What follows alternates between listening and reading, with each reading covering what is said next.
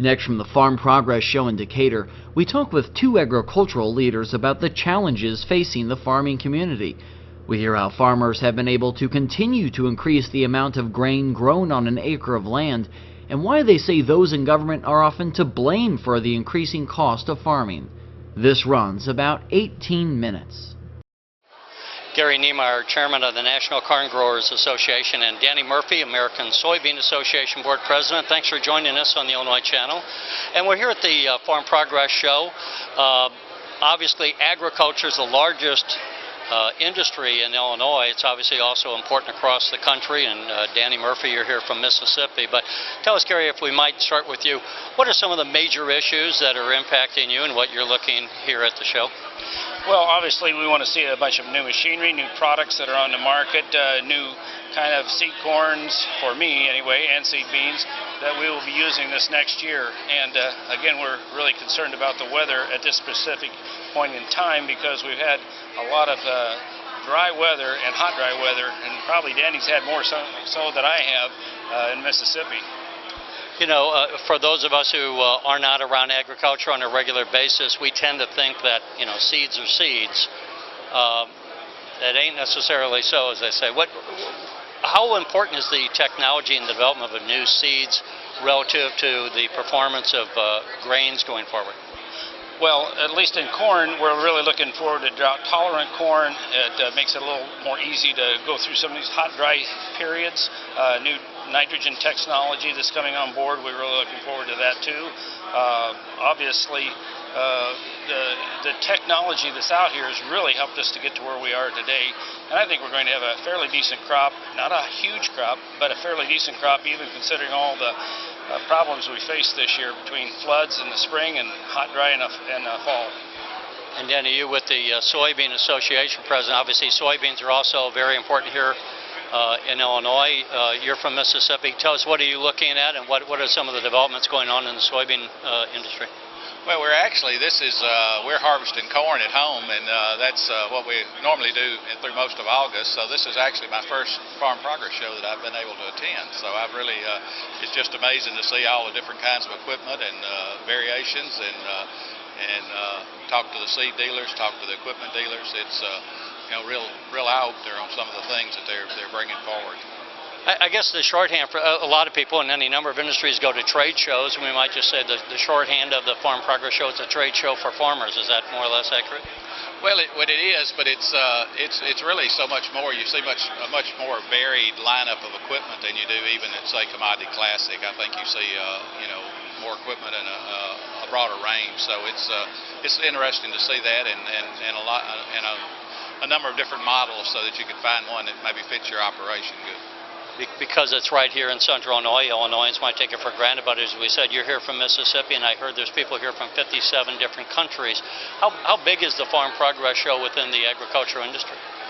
It's probably the largest show of any of its kind, and you know, like Danny said, everybody not only gets to see the machinery, talk to the dealers, but normally we get to see them in operation in the field. Now this year, because it's so late, they suspended the operation of farm machinery, but we'd like to see how it does in the field, and that's what we're here for.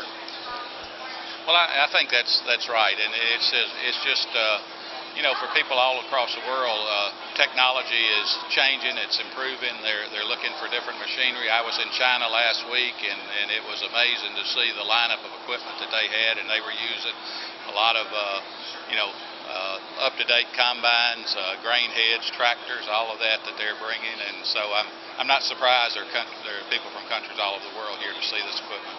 We just talked to Governor Quinn earlier today. He's going to be going to Japan in early September. Exports are such a big part of the state economy, agricultural exports for the nation. To what extent, let's talk about some of those issues. One, you get over the years, farmers have squeezed more and more efficiency out of the same acre. What accounts for that? Is it the better fertilizers? Is it better seed? Is it better technology? Is it all that? Talk about how do you continue to get greater efficiencies out of an acre of ground? Well, obviously there's a lot of technology that goes into the seed production these days, but when you eliminate problems such as corn borer, your western corn rootworm beetle, all these things have really increased the opportunity to make profits, Terry, and it's that and weed reduction, and right now we really need to have some of our government agencies move forward on approving some of these weed products that are coming on board. But it takes a long time, and we're having some problems with escape weeds that we really need these tools in our toolbox, and we've been encouraging them to move forward at a more rapid pace. And when I say that, it's because they've slowed down for 2 years instead of staying where they used to be.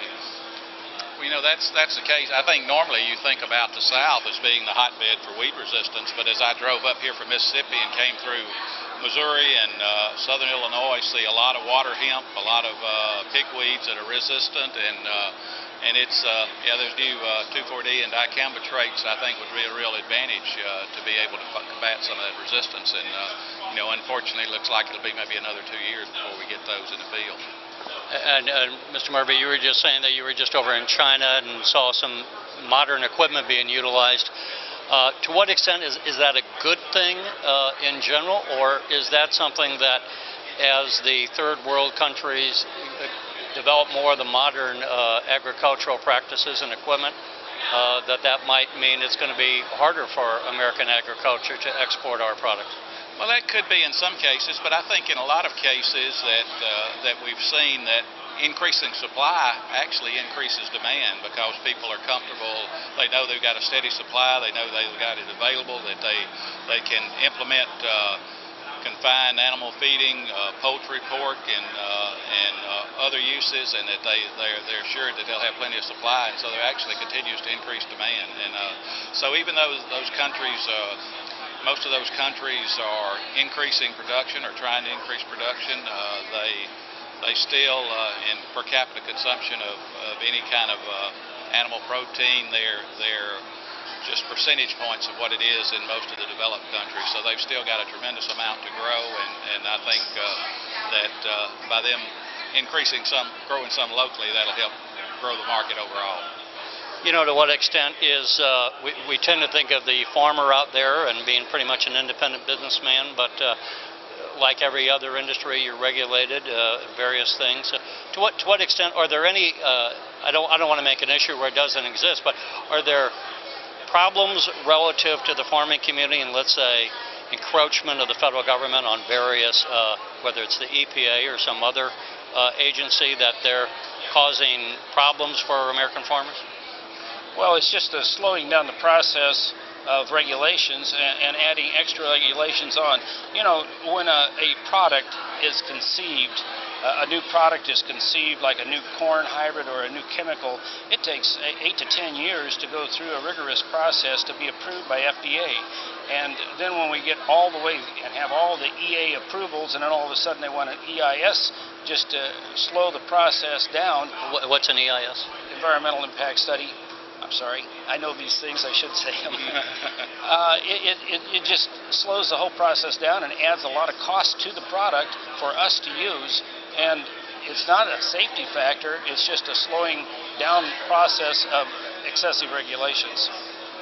Well, that's what, we want to make sure that we have sound science as we evaluate these products and as they're approved, and that's, I guess that's disappointing in some avenues that they've seemed to, some of the environmental activists have almost convinced or have made EPA or the USDA kind of, I guess, back up and slow down their process, and like I said, require that environmental impact study, and it's just like the neonicotinoids with the bee health is, there's very little evidence that indicates that's really affecting bee population, but the popular sentiment or the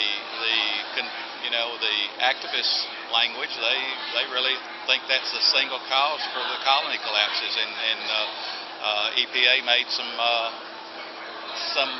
slight restrictions in the last week on what on how we handle those pesticides, but we have to make sure that they understand and they're using sound science to evaluate those products, and that we don't lose a really valuable tool to just I guess, to an environmental activism. Let me, before we close out, I always want to look forward, and sometimes what I think in any number of industries, and it's ironic because we look today with relatively high unemployment, but a problem that is coming up in any number of industries is that we're going to have the retirement of the baby boomers and the loss of people with decades of experience leaving the field, and that's also true in farming. How much of a problem is the aging of the American farmer a problem for the industry and for we who are food consumers? Well, I would say currently, and I'll have to ask Danny for this because I haven't been up to speed in the last couple of years, but 57 is about the average age of a farmer.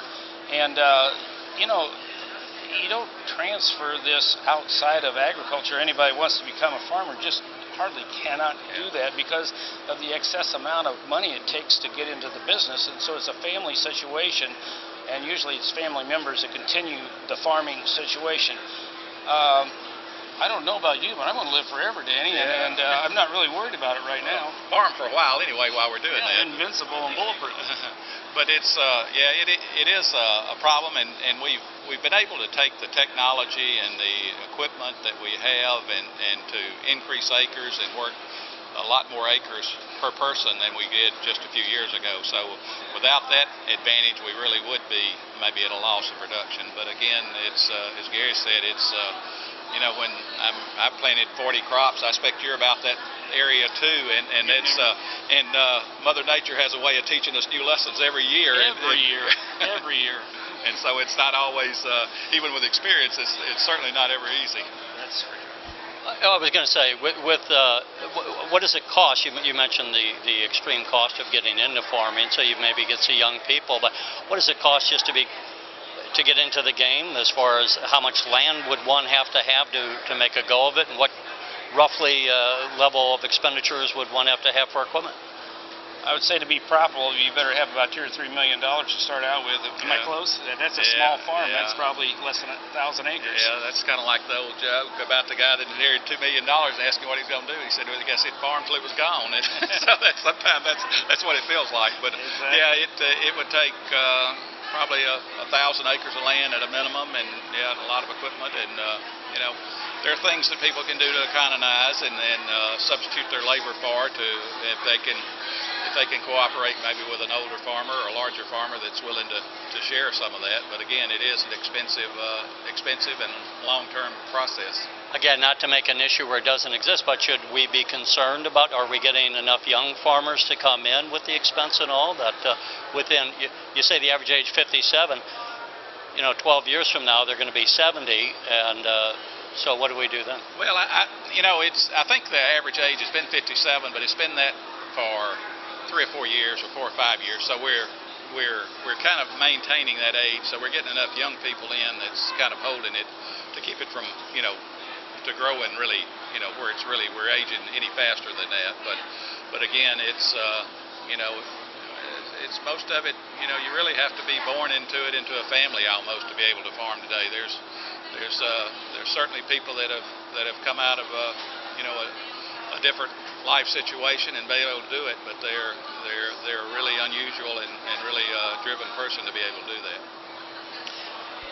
I would just say that the risk involved in farming today is dramatically higher than it's probably been in my lifetime, and that's the concern. I'm not so sure it's the lack of younger farmers getting involved, because there's a lot of younger farmers in our area, but boy, the amount of risk they have to take on is just getting to be phenomenal.